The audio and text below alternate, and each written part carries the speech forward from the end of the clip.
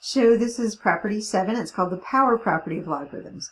We have these conditions like we had on the other ones, and we introduce p. P isn't a real number, and it is an exponent on the left of this equation.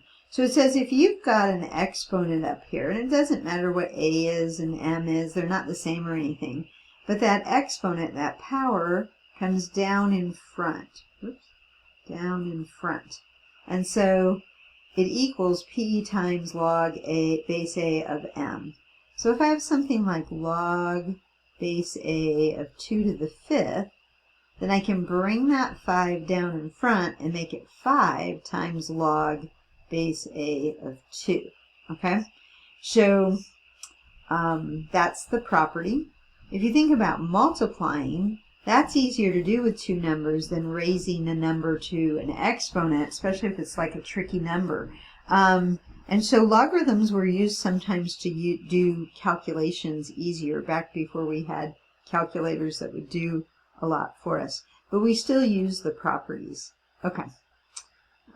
So here's an example. Use the power property of logarithms to write each logarithm as a product of logarithms. Simplify if possible. So here on A, we have log base 7 of 5 to the 4th power. So I'm going to take the exponent, and bring it down in front. I always say down in front. Okay, so I'm going to write it as 4 times log base 7 of 5. And then that's the answer. Now back in the old days, when I was in high school, we had logarithm tables in the back of our book, and you could look up what the log was. If you had the table for base 7, you'd look up the log for log base 7 of 5, and then you'd have to multiply it times 4, which was a lot easier than going 5 to the 4th power. Okay. So the next one, it's a common log. The exponent is 100, so it's just going to come down in front.